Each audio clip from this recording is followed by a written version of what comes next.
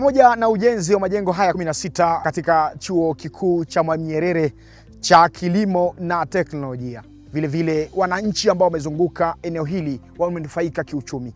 Mradi huu wa HEET kwenye jamii umeleta mabadiliko makubwa sana, mabadiliko ambayo yameleta mageuzi kwenye jamii. Mwanzoni kabisa kabla mradi kuanza, kutokana na takwa la mradi tulizunguka kwenye vijiji vyote vinavyozunguka mradi kuelezea fursa ambazo zitaletwa na mradi husika.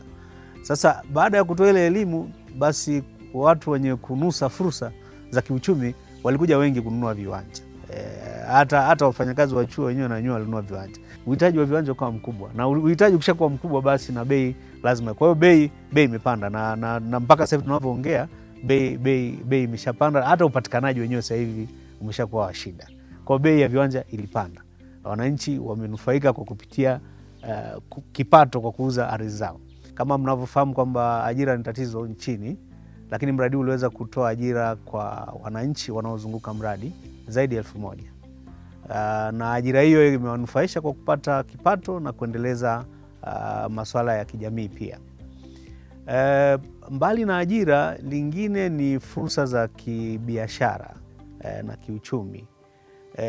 Baada ya kuwa na mradi, watu wengi walikuja wakafanya biashara za vyakula, biashara mbalimbali za maduka kuzunguka mradi. Lakini material ya ujenzi kama mawe, mchanga, vyote vilipatikana hapa kijijini. Na hiyo yote ikawa ni fursa kwa wananchi. Ujenzi wa Chuo Kikuu cha Mwalimu Nyerere, nilikuwa tu mama wa nyumbani, sikuwa na kazi. Lakini baada ya ujenzi huu nikapata nafasi ya kupika hapa chuoni. Umenisaidia kupeleka watoto wangu shule. Umenisaidia, nilikuwa nimejenga nyumba yangu ambayo nilikuwa sijaipaua, lakini kupitia mradi huu nimepaua, nimefikia hatua. Kwa hiyo ninaushukuru. Na pia nashukuru wananchi wa Butiama, vijana walikuwa hawana ajira, wengi wamenufaika.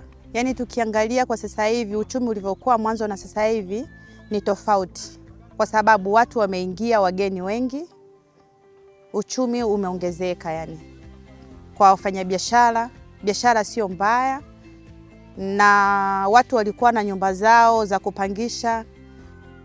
Yani unakuta kodi iko chini sana kulingana na mazingira, lakini baada ya wageni kuingia sana, kwa hiyo hata kodi zilipandishwa, maisha yalikuwa kidogo at least, sio kama mwanzo tulivyokuwa.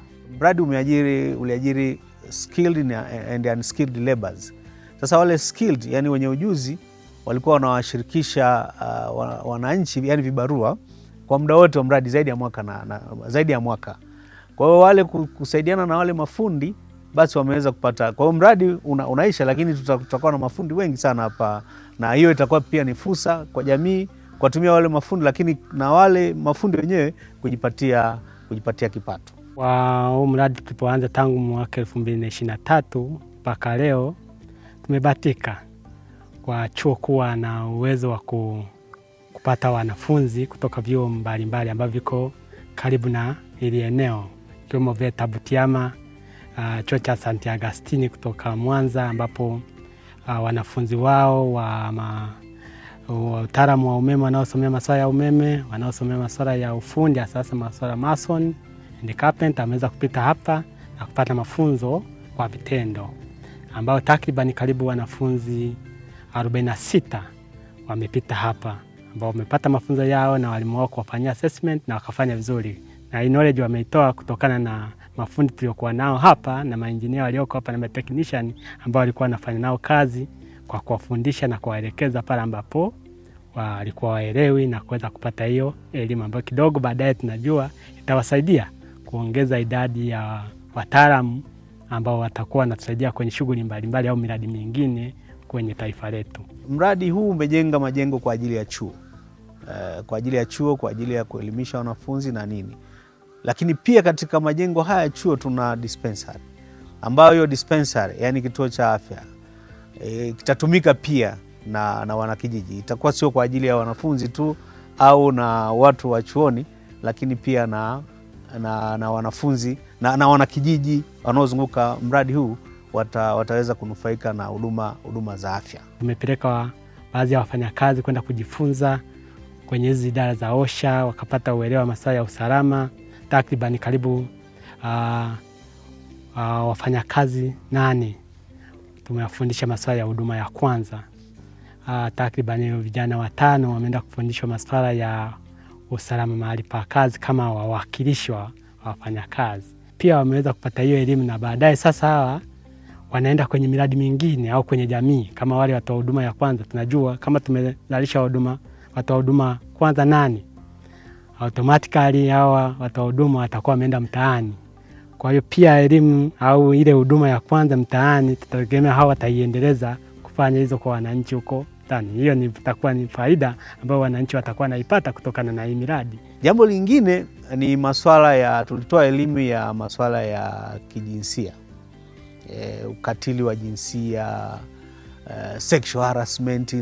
Hiyo elimu tumeitoa kwenye jamii, na kama mnajua mara hilo swala lipo kidogo na limeonesha tofauti kwenye jamii yetu.